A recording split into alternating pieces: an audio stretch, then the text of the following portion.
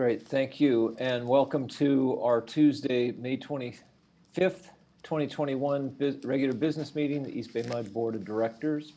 Due to COVID-19 and in accordance with the latest Alameda County Health Order and with the Governor's Executive Order N-2920, which suspends portions of the Brown Act, this meeting will be conducted remotely. In compliance with said orders, a physical location has not been provided for this meeting. These measures will only apply during the period in which state or local health officials have imposed or recommended social distancing.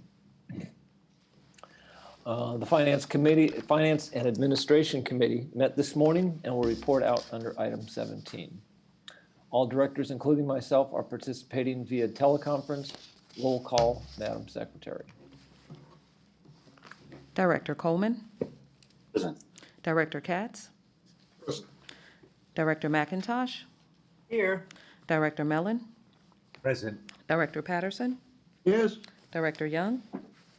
Yep. President Lenny. Here.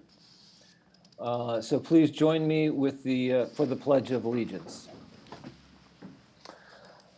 I pledge allegiance to the flag of the United States of America and to the republic for which it stands, one nation, under God, indivisible, with liberty and justice for all. Announcements from closed session. In closed session today, the board, by unanimous vote of the directors, appointed myself and Director Lisa McIntosh to act as the board's representatives in negotiating an employment contract with the next general counsel under Government Code Section 54957.6. There are no other announcements from closed session. So we are now at public comment. This is the point at which members of the public who wish to speak to an agenda or non-agenda items, please use the raise your hand feature in Zoom. We'll take the non-agenda items now before we get to the rest of our agenda. Comments on agenda items will be held until those items are up for consideration. When prompted, please state your name, affiliation if applicable, and topic. The secretary will call each speaker in the order received.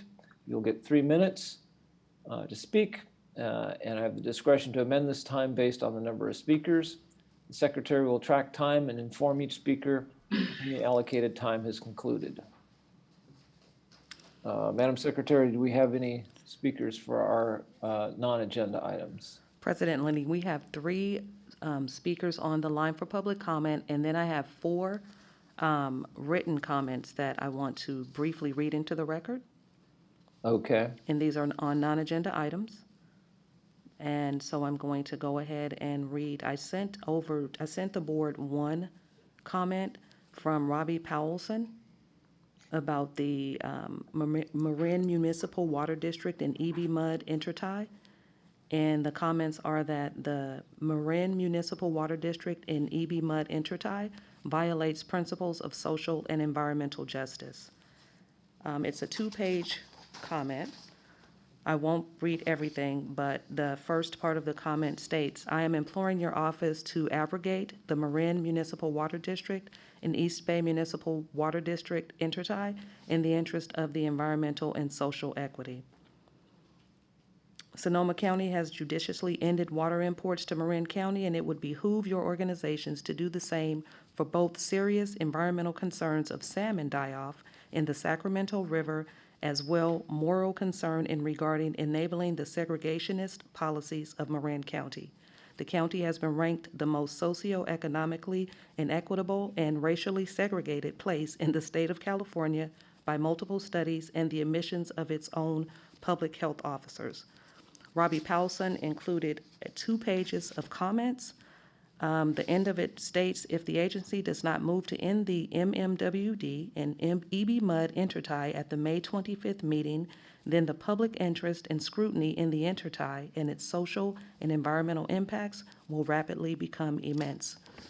The written comments will be included as a part of the record and included in the minutes.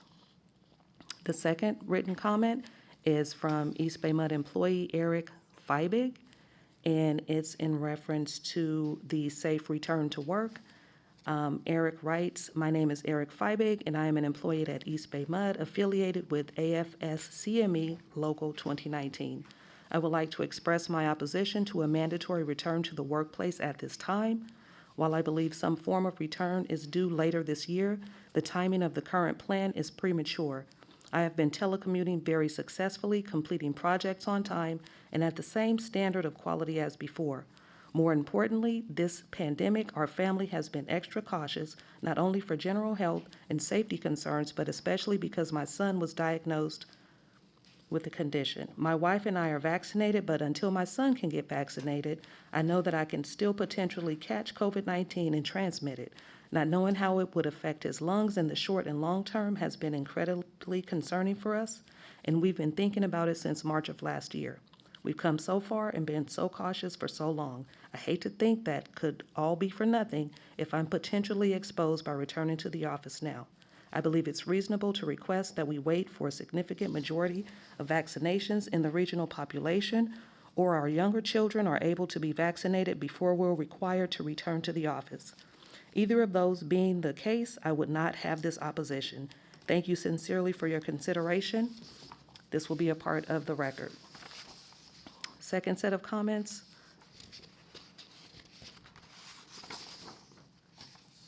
From Emily Songster, East Bay MUD employee. I'm submitting the following comments for the board about issues I have with the Safe Return to Workplace plan. I am not able to return to the office for more than about 3 hours at a time because of childcare commitments that will not end until in-person school begins in August. As an employee in the graphic design department, I can do about 95% of my normal job duties seamlessly in the telecommuting setting using Teams for meetings, screen sharing, and document exchange. I have been using my own personal equipment while working from home. I've been coming into the office doing press checks and photo shoots as needed.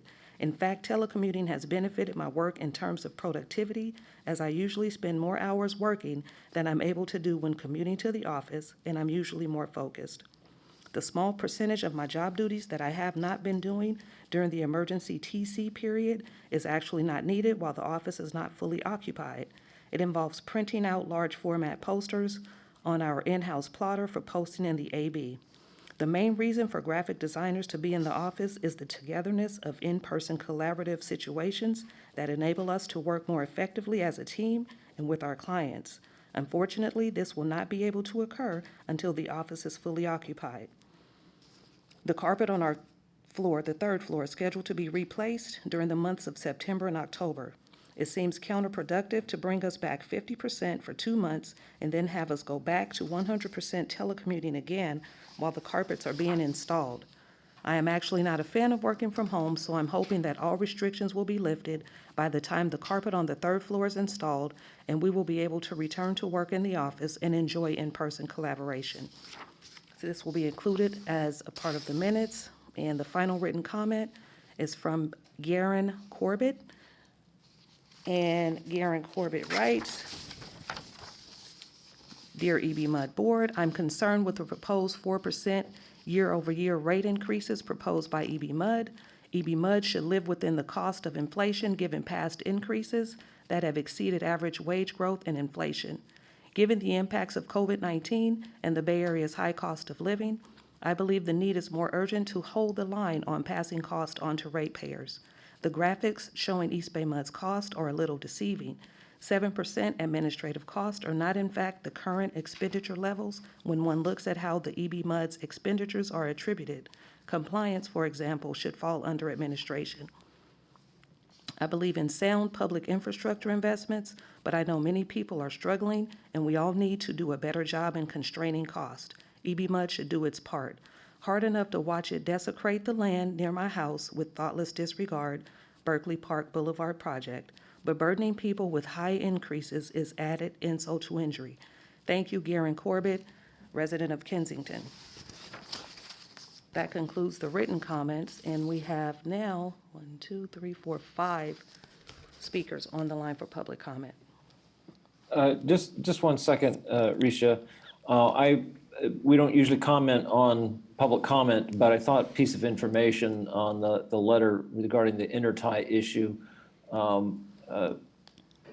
Clifford, if I'm not mistaken, we don't currently have an intertie with Marin. That's correct. And I just wanted to make sure and clarify that for folks and that. So, all right, thank you. Go ahead, Risha. All right, so the first person for public comment is Chen Wang. Chen, I'm going to unmute your line, and you should be able to speak. Right, great. Thank you so much, Risha. Can you tell me if my camera is also on? Your camera is not on. Yeah, your camera is not on, and I'm going to start your 3 minutes now. Okay, great. Thank you. Good afternoon, President Linney and members of the board. My name is Chen Wang. I'm an associate civil engineer at EBMUD. I'd like to comment on the Safe Return to Workplace plan, which requires fully telecommuting staff to return to the office 2 days a week, starting June 21st. Currently, given that safety measures keep changing, rates of infection for unvaccinated people in Contra Costa and Alameda counties are high, and the EBMUD voluntary self-reporting vaccination rate is, I believe, less than 50%. I think EBMUD should wait until the fall to return to the workplace.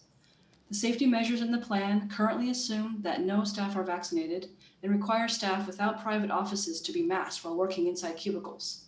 I understand that some positions at EBMUD already require masking for their work, but my position would only require masking due to the fact that I would be indoors at a shared workplace.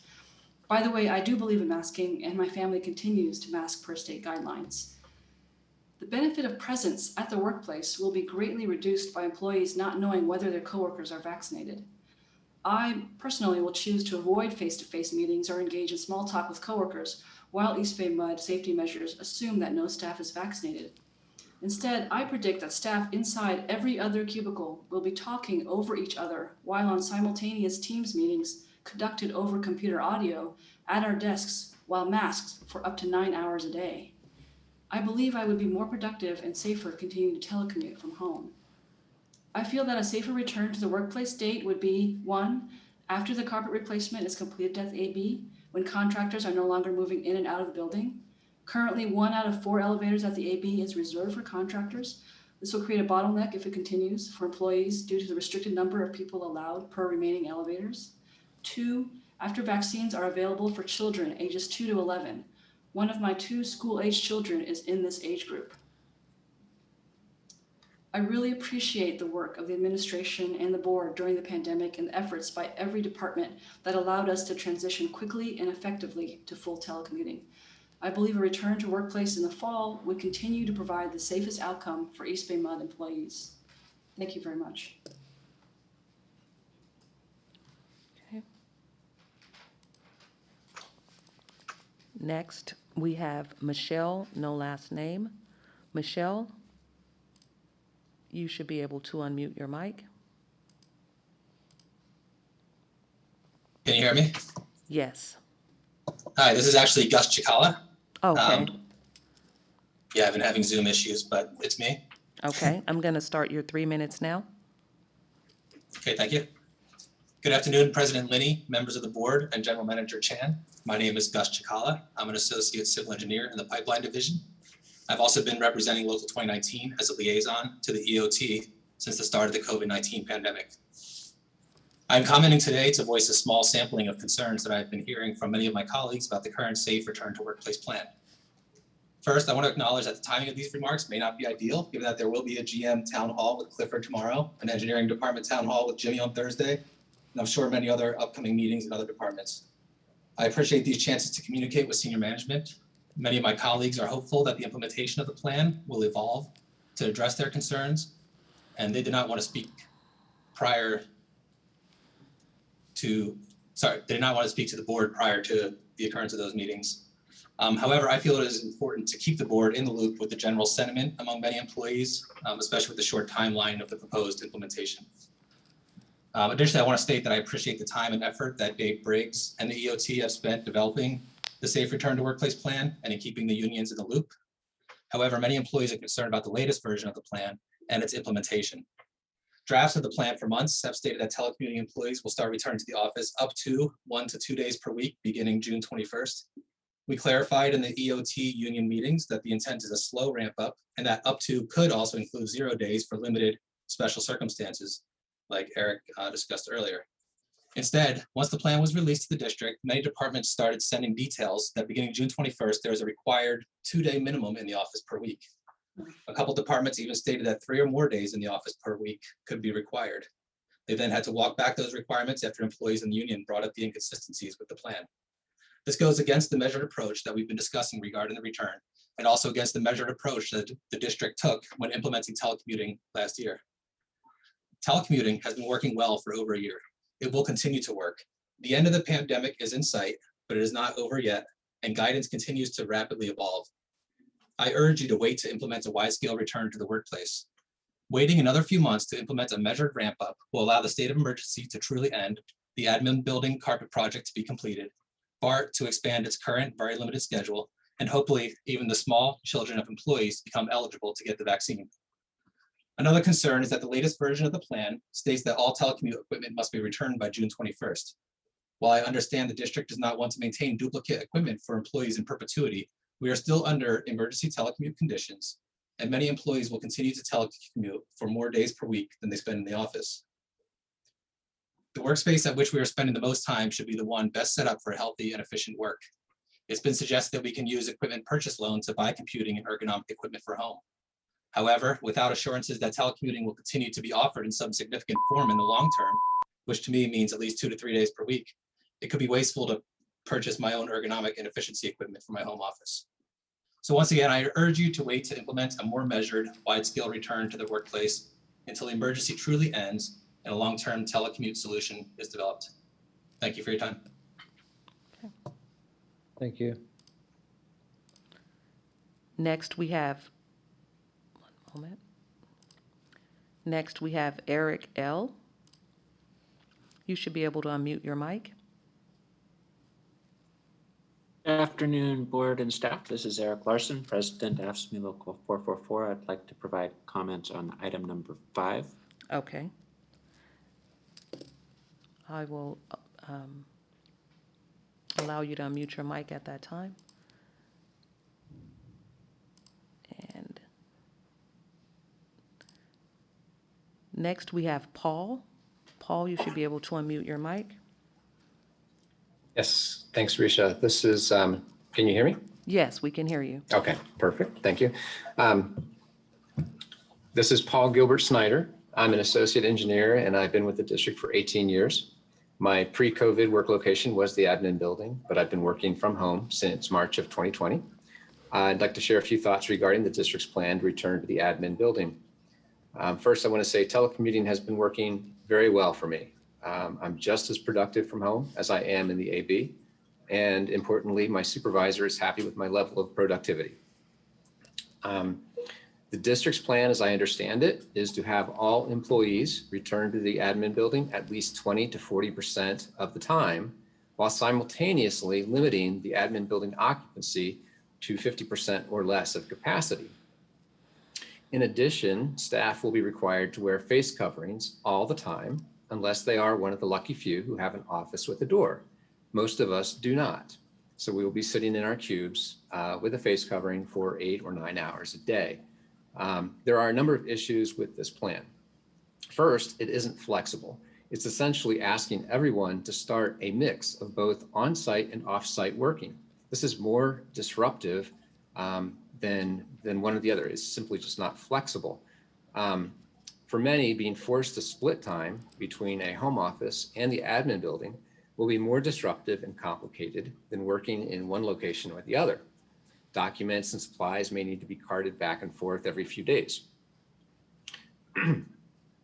Staff are being asked to return district supplied telecommute equipment on June 21st, and yet they're still being expected to work from home 2 or 3 days a week. So again, this is inconsistent. One of the goals of coming back into the office is so that work groups can get FaceTime with one another, start to see each other. But if the work schedules are staggered, staff won't have that opportunity anyway. So one of the primary reasons for coming back doesn't really, isn't there yet. So if it's entirely safe to return to the office, I'm totally in support of that. However, the fact that face coverings are still required, and I'm not an anti-masker, I totally abide by and support all the face mask requirements. But so long as those face mask requirements are in place, and there are building restrictions, capacity restrictions, this suggests that the district still believes there is some risk associated with return to the office. And so long as there is still some risk, why should staff who can and are working effectively from home be subjected to that risk? That's the question that I don't understand. Staff who want to return to the office, and I know that there are some who want to return to the office now full time, they should certainly be allowed to do that voluntarily and allow this transition to take place organically. But a forcing of folks to come back into the office, mixing home office and work office isn't very helpful. Thank you. Thank you. Thank you. Are there any other? There's Oh. one more. Okay. Give me one moment. Phone number ending in 8854, you should be able to unmute your mic.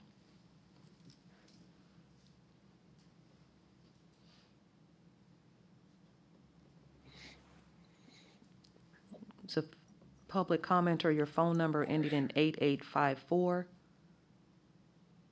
Do you know how to unmute your, do you know how to unmute your mic? You hit that.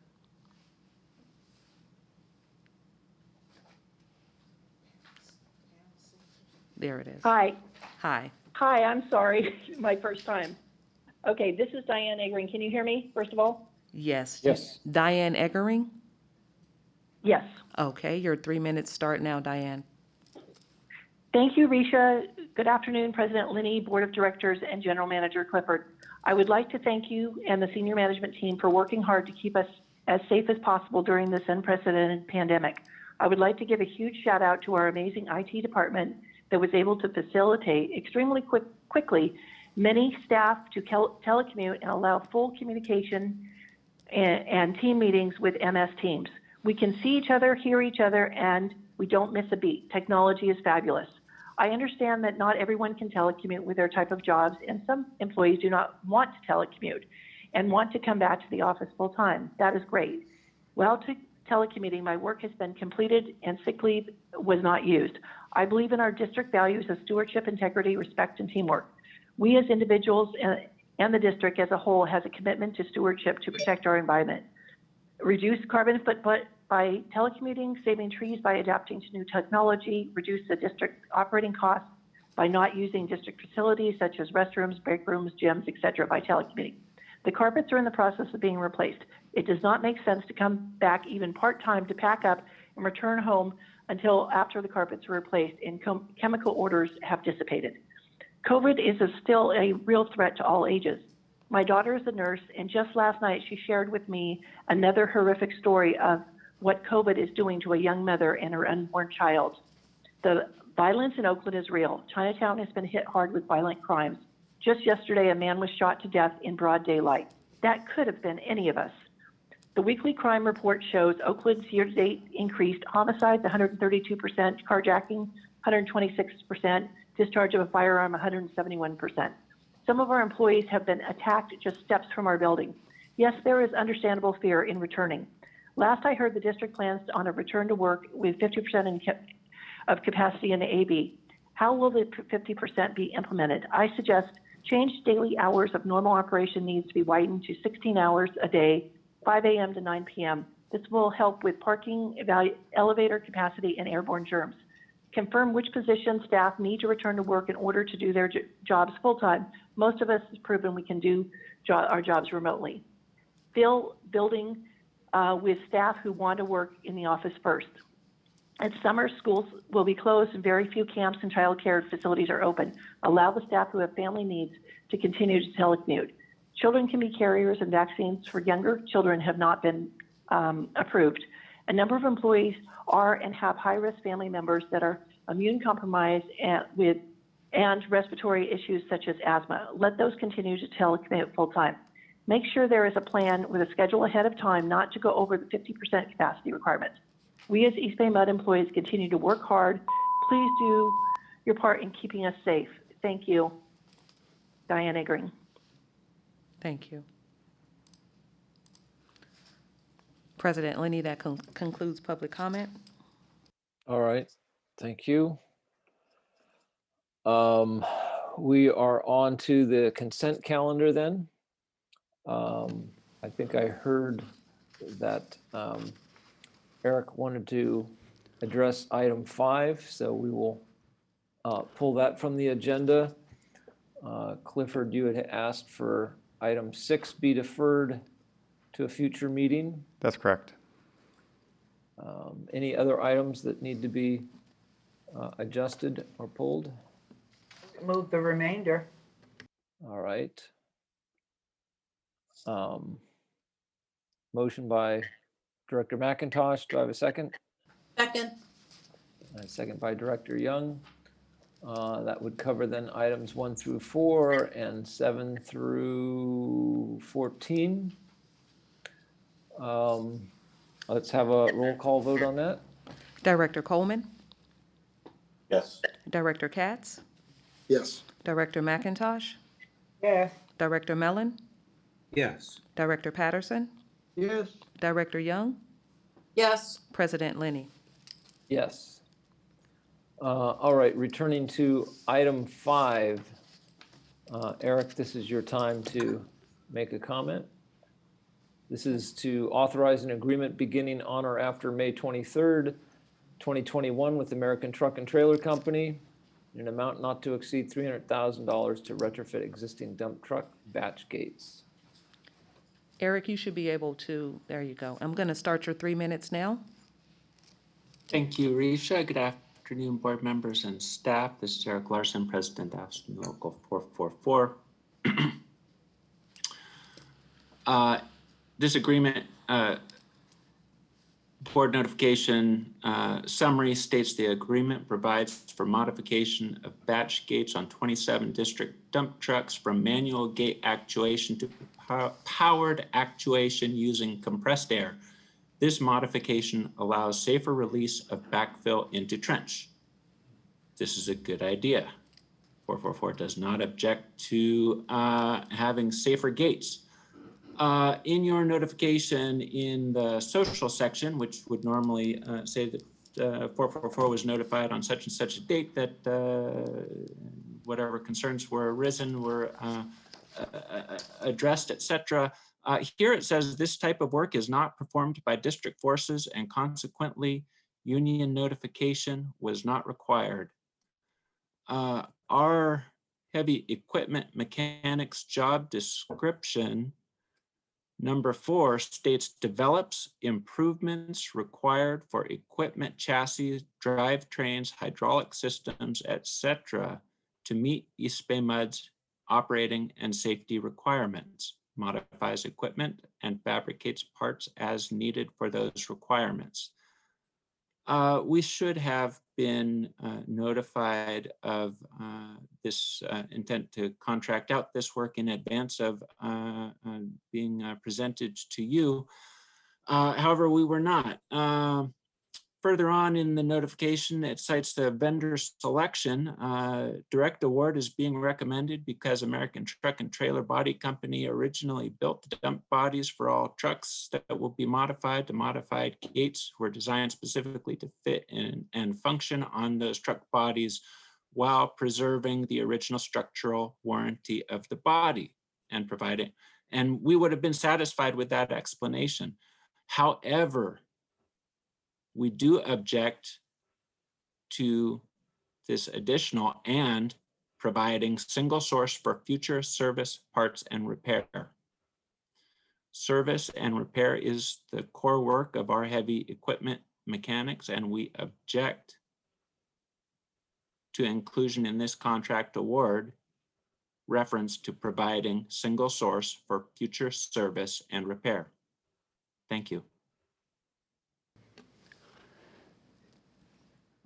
Do we have someone from staff to comment? Yeah, Dave Briggs can respond to the comments from Eric. Good afternoon, President Lenny, members of the board, and Eric. Yeah, so with respect to this item, the thrust of the contract is with the installation of these units on the back of the truck. That's the purpose of the agreement. And so the term modification, as it's used in the BD1, refers to installation. We intend for our staff to be able to service and repair these devices moving forward. And it's simply a matter of preserving the warranty with the truck body that we want to contract out with this vendor.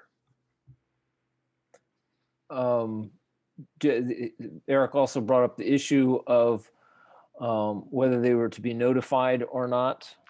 You want to comment on that? So normally it's our practice when we do contract out work, if it is work that we have historically done at the district, to go through the contracting out process. And for work that we don't or have not traditionally done at the district, there is no formal requirement, but we typically give the union an informal or courtesy notification when we are pursuing contracts with the board. So I don't think that happened, or it did not happen well enough, and I'll take the responsibility for improving that in the future. All right, any other questions, comments from board members? No, I'll move the item. I think David's explanation of the warranty issue is extremely valid. I hope Eric can understand that. And I also appreciate David's taking the responsibility on how the outreach didn't take place. So I'll move the item. Second. All right, I have a motion and a second. Motion by Director Coleman, seconded by Director Patterson. Let's have a roll call vote. Director Coleman, Yes. Director Katz, Yes. Director McIntosh, Yes. Director Mellon, Yes. Director Patterson, Yes. Director Young, Yes. President Lenny. Yes. And I agree with John. I appreciate both the explanation by Dave as to what this includes, as well as the postscript that I think always looking for opportunities to make sure that we keep our employees notified, and the unions particularly notified on issues where there even may be a gray area there. And thank you, Eric, for bringing that to our attention. All right, so that finishes the consent calendar. That takes us to discussion and determination, I believe. I'm looking for my agenda here. We have the second reading and final reading for the modifications to the retirement ordinance amending section 21 and 41. And Lisa Serrani will make that second reading. That's great. Hi, good afternoon, President Lenny and board members. Yes, so we're here to do a second reading for some amendments to the district's retirement ordinance. And Risha, I'll let you go to next slide, please. So there's two amendments that we're making that I'll walk you through quickly today. The first is to section 21. Section 21 provides for an optional modification of a member's retirement allowance, provide an actuarially equivalent allowance for a surviving beneficiary. In addition, or as part of that, mortality tables are one of the inputs that are used to calculate the optional benefits in section 21. Slide.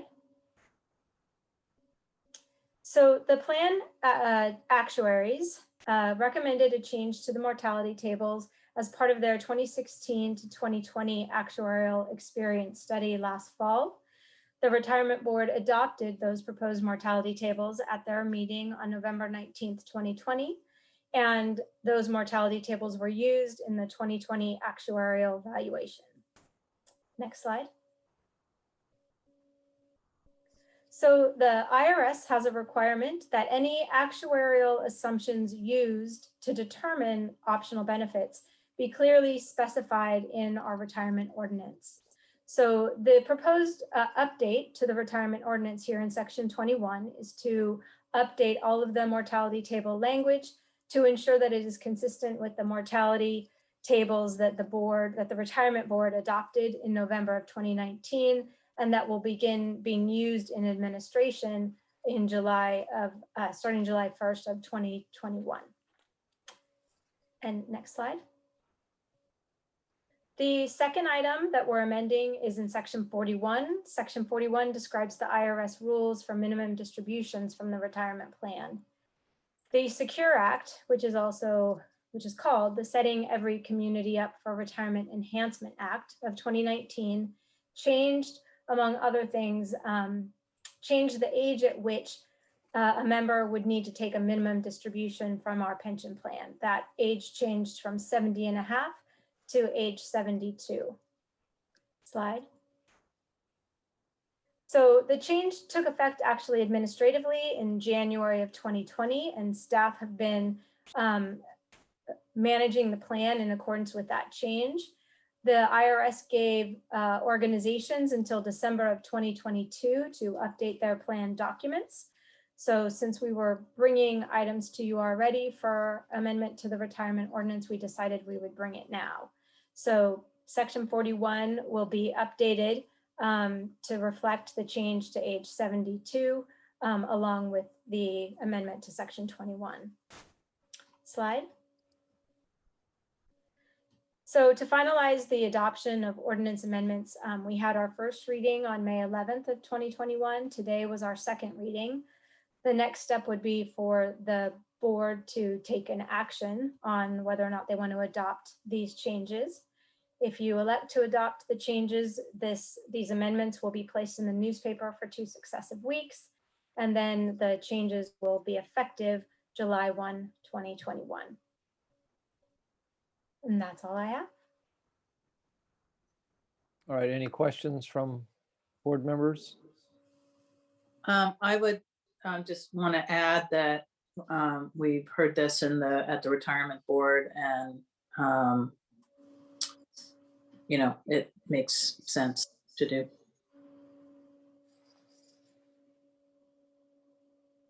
I'll second. If that's Marguerite's motion, I'll second. Yes, make it a motion.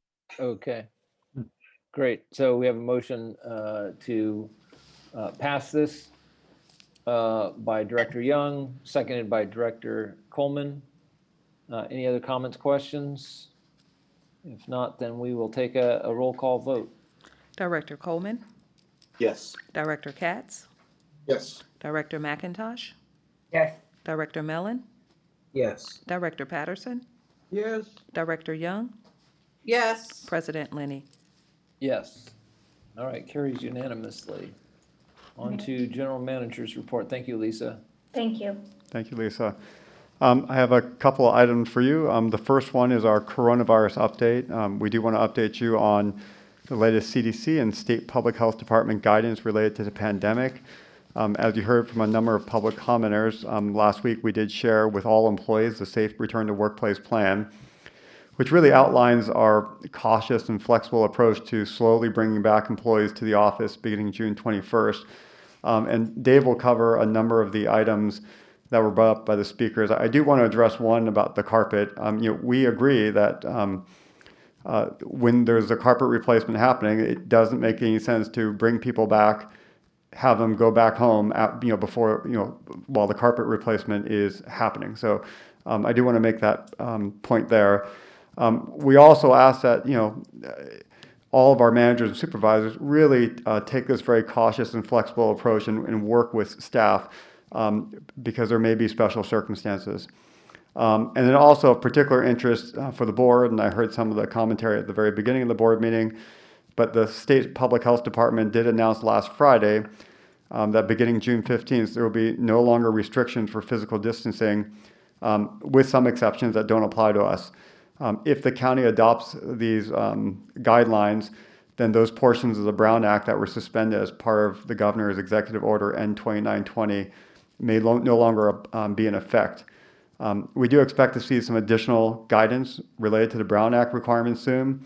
But as we all discussed, the board should be prepared to return in person beginning June 22nd. And we'll follow all the guidelines that we did share with the board on the board's Safe to Return to Workplace plan. With that introduction, Dave will go through the coronavirus update and touch on a number of the comments from the commenters. Hello again, everyone. President Lenny, members of the board, Dave Briggs here, and I'm happy to walk through this with you, and I'll proceed to slide 2 here. So the counties that we operate in are all heading the right direction. It's very slow, it's very steady, and to some extent, it doesn't really matter what color they are anymore, because as the board is well aware, following the governor's announcement in early April, the color tier system is going to the wayside by June 15th. So we heard that a while ago, and as Clifford mentioned, for the first time last Friday, we finally got some detail about what life could be like on and after June 15th, and that came to us via California Department of Public Health. And as Clifford mentioned, many restrictions at the state level are being removed or are planned to be removed at that date. Social distancing is not mentioned after June 15th, as well as occupancy limits as well. Those are all removed and no longer in play. The one major feature in play from California Department of Health's perspective is face coverings, and so I'll go over those rules and guidance shortly. But there are 3 things that we're still left with, 3 unknowns. Even with all the clarity that California Department of Public Health did provide, there's 3 major things that we still don't know. The first is California OSHA will weigh in here either this week or early next week, and presumably they will be consistent with their sister state agency. California OSHA, of course, has a slightly different regulatory purview than public health. They're obviously focused on workplace safety, so I expect we'll see a lot of granular detail about safety measures at the workplace, and expect it to be by and large consistent with California Department of Public Health. So that's the first one we hope to see in the next week. The second issue of clarity or area of clarity will be, what does the county do? We are under county health orders in every county. By and large, for the past few months, the counties have looked to the state for guidance. They probably will continue to do that, but we have not heard yet about any revision to county health orders. We expect them to follow suit, but that's the second piece that needs to come into place here. And the third area is what happens to the emergency declarations at the state or the county level. And with it, the executive orders that came from the governor's office, there are 2 or 3 dozen of them related to the coronavirus. So those areas will likely come into view here in the next week or 2, but they're still out there. Once we learn all of those details, we'll integrate it into our plans moving forward. At this point, as has been the case, there are still no impacts on the district operationally, but looking at our employee impacts with slide 3, we are at 86 confirmed positives for COVID-19. That there's only been 1 in the month of May. It's May 25th today, so that is a very good May. 4 out of the 6 that we got in April happened in the first half of April. So we are definitely on a good run here, and I'm very, very happy to see how few we are getting just in the past month and a half or so, and really hope this trend continues, because we are really heading in the right direction right now. Our most recent positive employee is at home isolating, and at any given day we range, the last week or 2, we range between 8, 10, 12 people off work, quarantining or symptomatic or otherwise recovering from a vaccine dose. So things are looking really good right now. So our vaccination update, slide 4. The most recent number we have from our employees reporting completion of their vaccination is just under 50%. The last board meeting we reported 38%, so we're increasing. We want to see that number as high as possible, obviously. And just for comparison, the last value I have for the state of California is about 50%. I think that number is a little bit old. It's probably a few percentage points higher, but roughly 50% of Californians are fully vaccinated, and that's 16 and older. Another 15% are partially vaccinated. So our numbers are more or less on par with the state. Keep in mind, some employees have not filled out their form yet, and so we are lagging a little bit there with, I suspect the actual number of employees is closer to 55-60%, but that's the number we have officially. And Alameda County, just for reference, is about 62% fully vaccinated in Alameda County. So I think we're probably closer to the Alameda County number than we are to the statewide number at this point. That being said, we still want to address those of the district with some vaccine hesitancy. And to that end, we have scheduled additional educational sessions next week, June 2nd and 3rd, I believe, where we will bring in speakers and knowledge and information and to try to encourage people and educate them on the benefits of vaccination. So we hope to have 2 more of those next week, and we'll keep that going as needed. So slide 5, with respect to face coverings, there's certainly been a lot of confusion and a lot of media coverage of this in the last few weeks. And so just starting, the structure of this slide is we'll have the top level of government at the top with the federal guidance going all the way down to district local at the bottom. And also going from top to bottom is also increasing in conservatism. So the CDC, a couple weeks ago or so, with very little warning, issued their guidance that face coverings are not needed for the fully vaccinated in or outdoors. That caught many states off guard, particularly those states like California that are trying to very carefully reopen. And so the state of California is more conservative than what the CDC is providing guidance on right now. And even though California DPH provided much detail late last week, that is, with respect to face coverings, it's consistently been the state's position that face coverings be worn inside regardless of vaccination status. And for those vaccinated, there are some freedoms that they can enjoy outside. Generally, don't need one outside if you've been fully vaccinated. Of course, there are exceptions. But this is more conservative than the CDC. As I mentioned, we expect Cal OSHA to provide additional guidance either late this week or next week. We'll, of course, factor that in. And then finally, at the bottom, the most conservative policy is the district's policy. And right now, and moving forward for the foreseeable future, and this will change as we get more knowledge from guidance and regulation and more data from vaccination status. This is not going to be this way forever, but right now our policy is that employees must wear a face covering inside and outside regardless of your status, with, of course, there are a few exceptions. We know this is conservative, but we don't, especially at the work crew level, we don't have the privilege of knowing everybody's vaccination status, and so we'd rather just be safe and be conservative and across the board ask people to wear a face covering.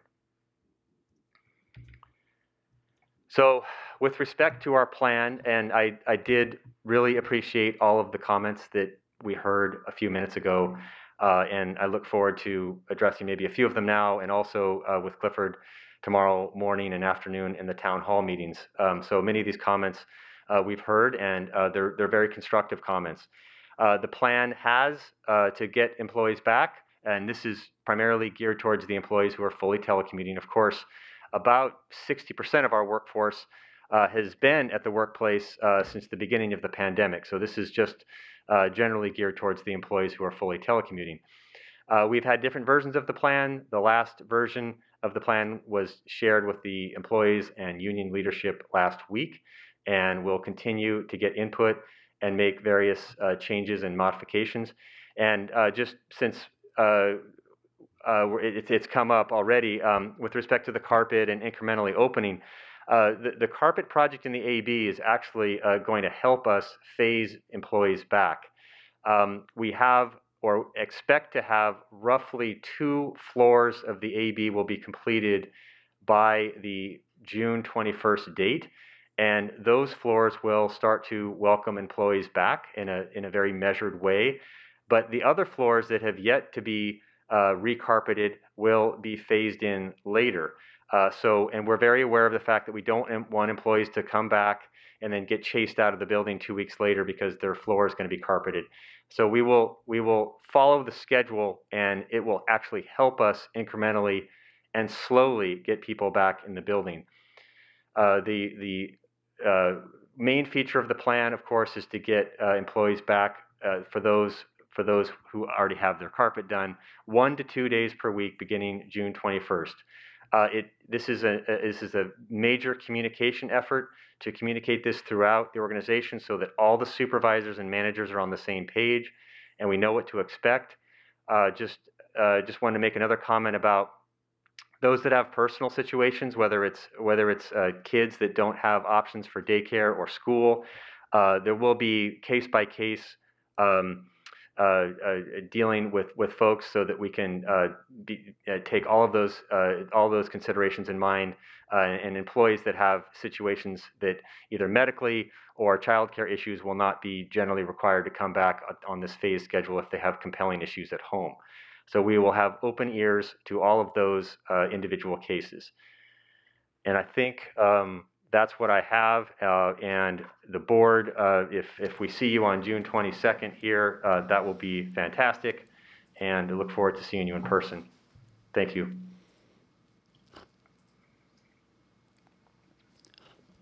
Any questions from board? John?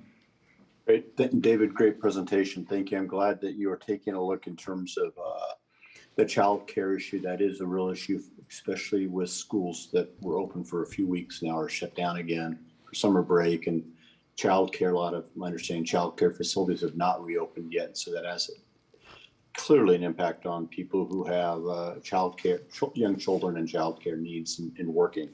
In the carpeting, I'm glad to hear about that as well. The 45% rate, I'm actually a little disturbed by, I'll be honest. I know it may be higher, you said, because Alameda County is higher. And 2 weeks ago, we were at 38%. I know I filled out my form last night that I received so maybe pushed it to 45.1%. I don't know. But I understand for religious and medical reasons, people have the ability and don't need to get the vaccine. I understand that that's the law. And I'll be very blunt, I don't have much sympathy for those who don't want to get it for what I would call political reasons, or reasons I think Bill Gates is going to put a microchip in their body and stuff like that. And I want to know how we're going to deal with that, because I don't think it's fair to the employees who are coming back, who have gotten the vaccine, are coming back, and out of concern for their families, others are may choose not to do it for reasons other than medical and religious. I just don't think it's fundamentally fair to those employees who are ready to go back and want to go back to work. And I don't think it's a matter of people not wanting the vaccine not to work. I just think there's other reasons behind it. So as Dave mentioned, and we've been doing this continuously, as vaccines become more widely available, but we have some additional information sessions next week to try to answer the questions that people have when they have some vaccine hesitancy. The numbers have increased from the last time, around 38%, and I think as Dave reported today, is at 50%. So, we'd like to see that number increase. Director Coleman, as you'd like to see it, and it's increasing some more. And we hope that in the next few weeks, we're going to see that number climb up even higher. But we think the best approach right now is to provide these educational sessions for employees to encourage them to sign up. We've done everything else as far as providing them time, work time to get the vaccination. So we've done everything we can to remove the barriers from doing that. And I think this is the approach we'd like to take, at least for the time being. Look, I understand that. I do hope, though, the contractors coming into the building, they're not employees of ours. Are we able to require that they are fully vaccinated? Those who are doing the carpet, those who are doing the air conditioning, things of that nature. We cannot? We're not checking. We do have them do the employee self-check, as all employees coming to the building. So they don't have any of the symptoms or they don't have any exposures at home. But we're not checking on vaccination status for contractors. Okay, thank you. Frank, you have a question? Yeah, well, I was going to make a comment. On today's news, there was a great big case involving Foster Farms and OSHA. And Foster Farms has been hit with a huge fine on the basis that they didn't do enough. Now, there's a lot of issues that were involved there, but what worries me is this is the kind of a thing that puts us at risk. We're supposed to provide a safe workplace. I've been telling clients this, and we can't provide a safe workplace if people don't want to do things that are safe. And so, I hope that some legislation or something, but doggone, talk to the unions. Don't they want a safe workplace too? I would think. or am I just being Pollyanna on this? So there's a real serious OSHA fine issue. And we need to be getting that message out there. And I'll just just add to that, Director Mellon. We recognize that there's a lot of anxiety with the employees coming into the building. I think, as Dave noted too, I mean, about 60% of the employees, many of them field staff, have been working every day for practically over the last year. And we've had, 150, I think, on average, people in this building already. So we've put in all the measures in place. I think as a baseline, we believe that people can come back to work safely. We do have the anxiety issues to get around, and we have some other real issues with childcare issues and with carpeting and logistics. And that's where we want to be very flexible as we ease people back into the building. But fundamentally, all the measures that we put in place, which in some cases is more restrictive than what the CDC and the health department is putting forward, we want to make sure that there is no employee-to-employee transmission, which I think we've demonstrated in the last year that we're capable of doing.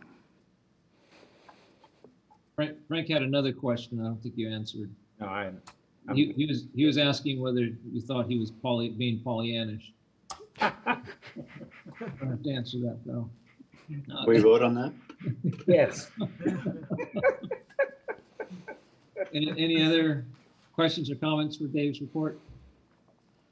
Did you have one? Yeah, the question I have around the vaccination issue is, I know that EEOC has said that an employer may require vaccination.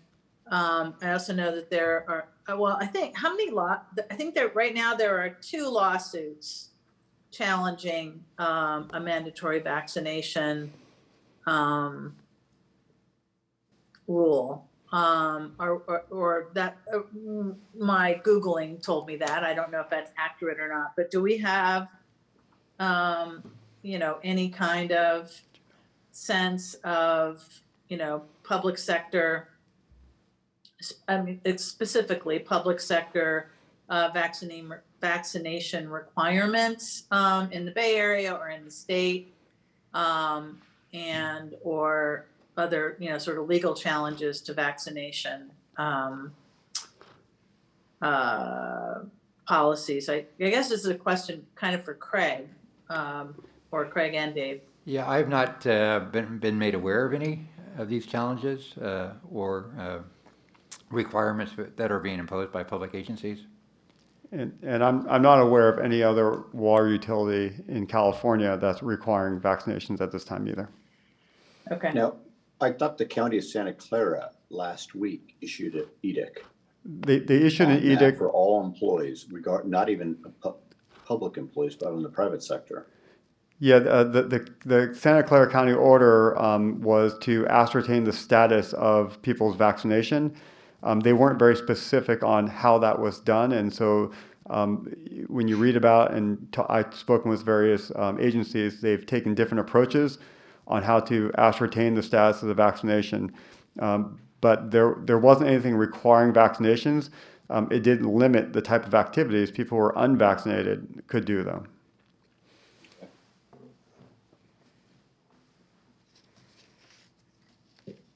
All right, thank you, Dave. We'll be interested to hear kind of some of the back to work questions, additional ones. Appreciate too the comments that we heard today. Get a flavor for where some of the employees might be at with that.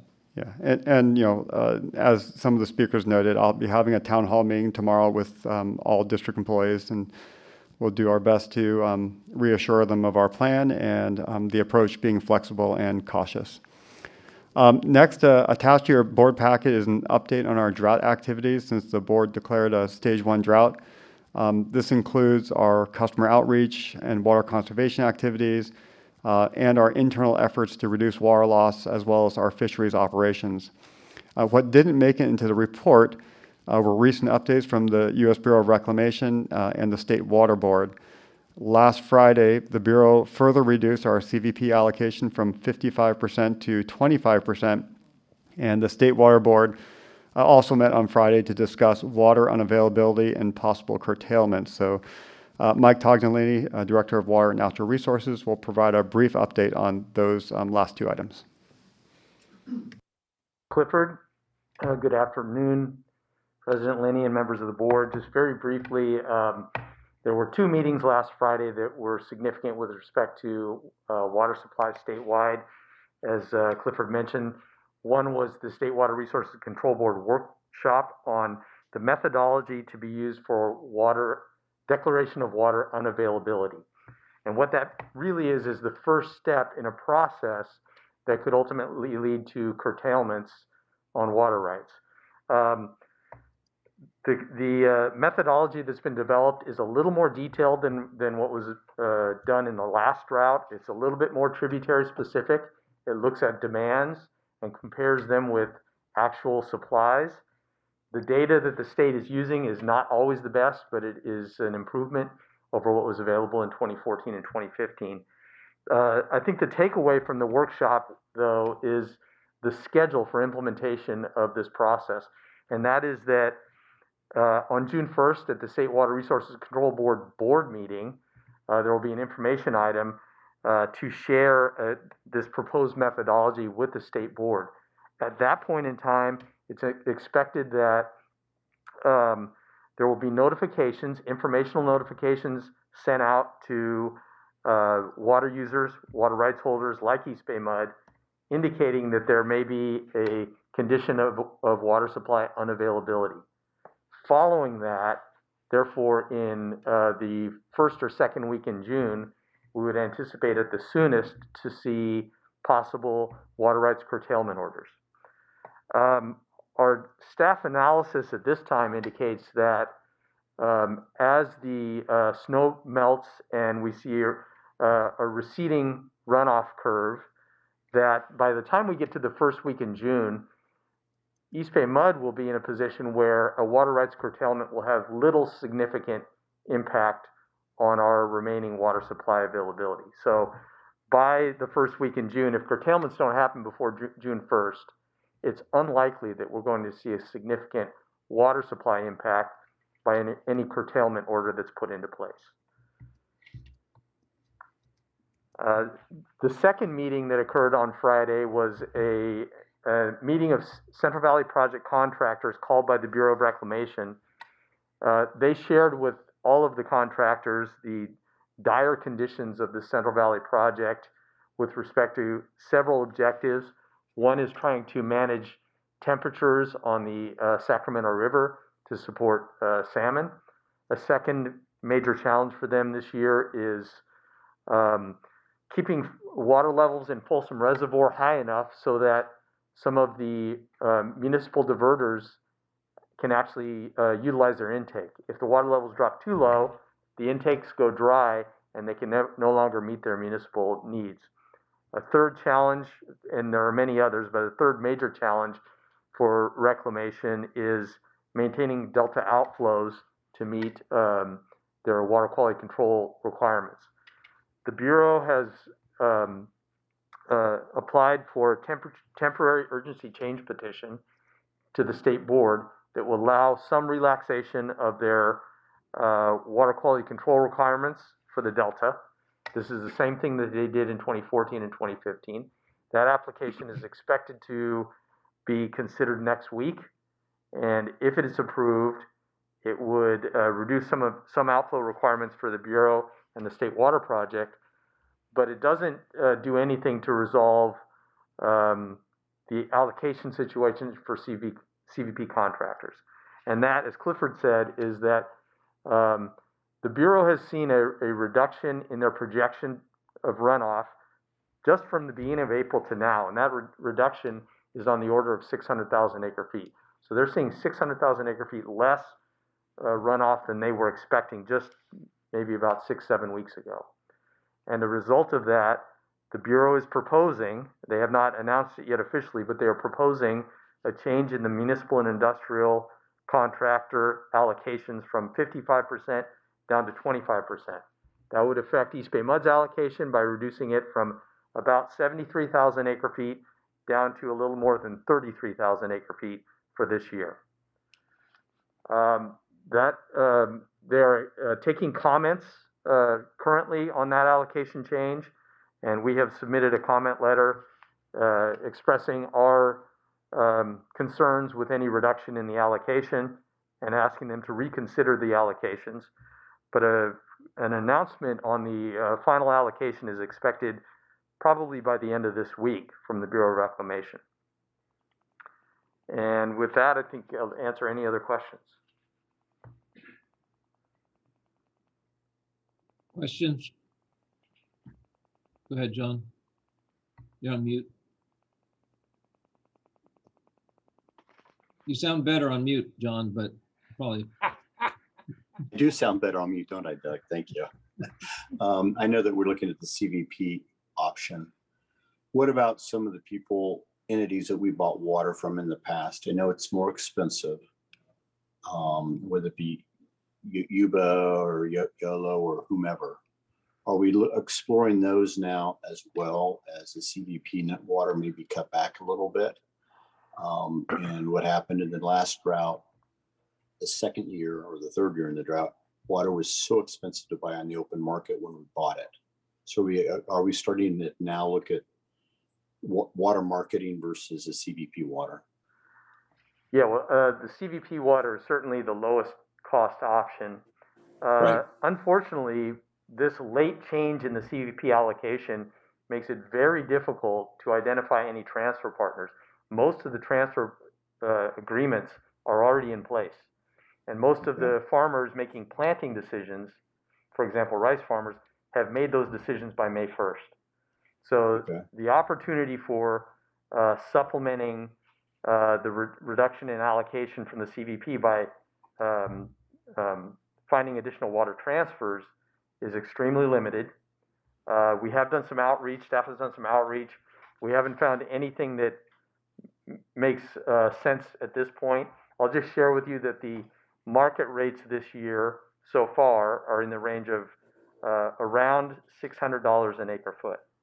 So some of the pricing that we're seeing for water is already that high, and we don't know what it could be next year if next year is also dry. So compare that to about $127 an acre foot for our CVP supplies.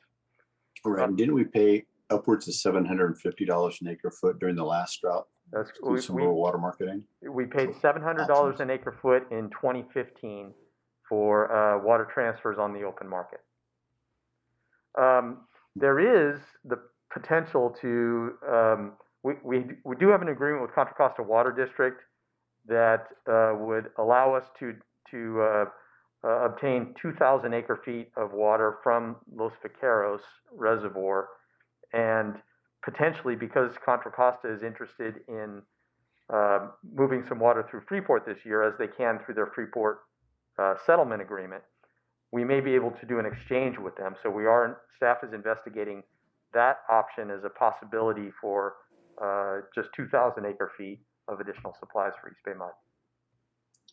And it's probably too difficult. I mean, I know it takes a long time to get recycled water up and going. Maybe at the next report, Michael, we can have an update on both recycled and the status of the desal project in Pittsburgh. Because I'm getting inquiries when I'm talking to groups. What are you doing beside? I mean, they all say, well, we're just put up a dam. Well, can't just do that, nor is it going to happen. So the other options are recycled water and desal, in addition to conservation and water marketing.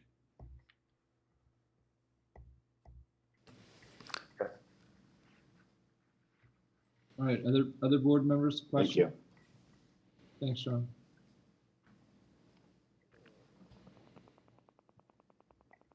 All right. Okay, thank you, Mike. Thank you. And finally, I just want to make a note. I think we're all aware that today is the anniversary of George Floyd's murder. And I just want to comment that, it's been a challenging and an emotional year for many of us. And as an organization, we've come a long way with implementing the principles and strategies in the resolution that the board adopted. We still have work to do, but I just want to reiterate my and the senior management team's commitment to making meaningful changes. And I'll also add that our employees are very appreciative of the board's ongoing commitment and support to these efforts. So thank you. I'd like to ask that we close the meeting in memory of George Floyd and the 229 other Black people that have been killed by police in the time in this past year. So we are closing, not quite yet, but closing. I know, but I'm just asking that when we get to that. Okay, we're also having, as part of our adjournment, the annual memorial presentation of employees who, or retirees who have passed away this past year. Yeah, I forgot that. Sorry. So, but duly noted. Committee reports, we have minutes from the May 11th, 2021 Planning and Legislative Human Resources Committees are included in the agenda packet. I'll now receive a report from today's Finance and Administration Committee. Director Patterson. Yes. As you know, this morning, the Finance and Administration Committee met.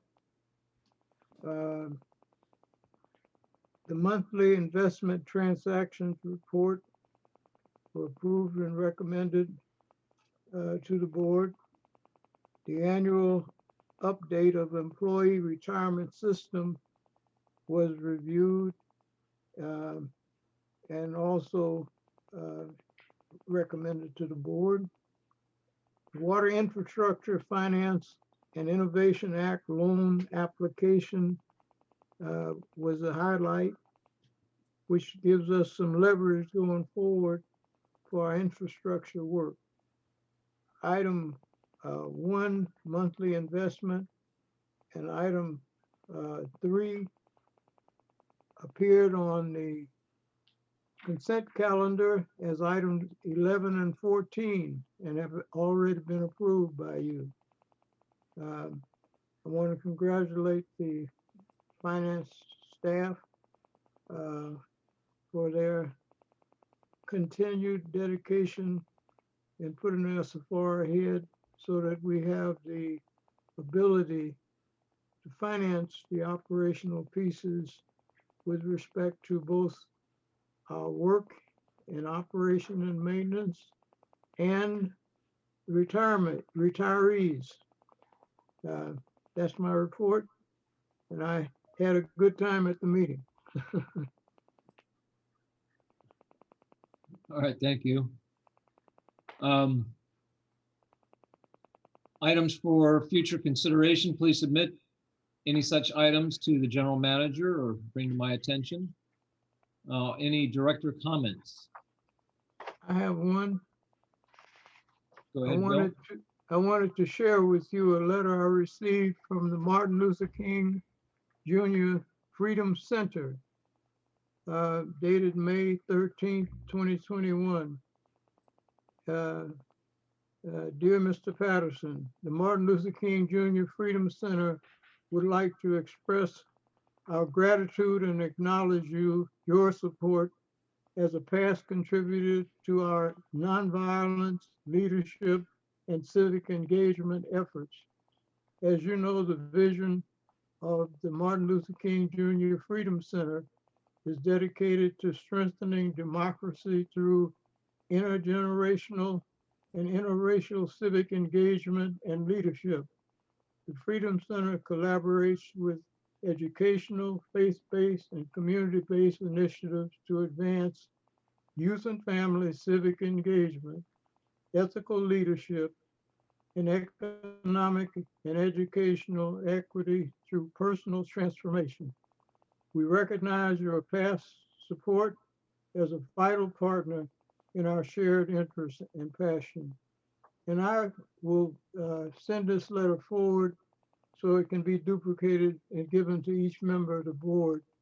I just wanted to read that and thank them, as I was originally engaged in helping found the Freedom Center. Thank you. Thank you, Director Patterson. John. Just real quick, I've already provided my written report. I just really want to point out a thank you to staff, and in particular, Catherine Horn, I've had a number of speaking engagements recently and a number of them coming up.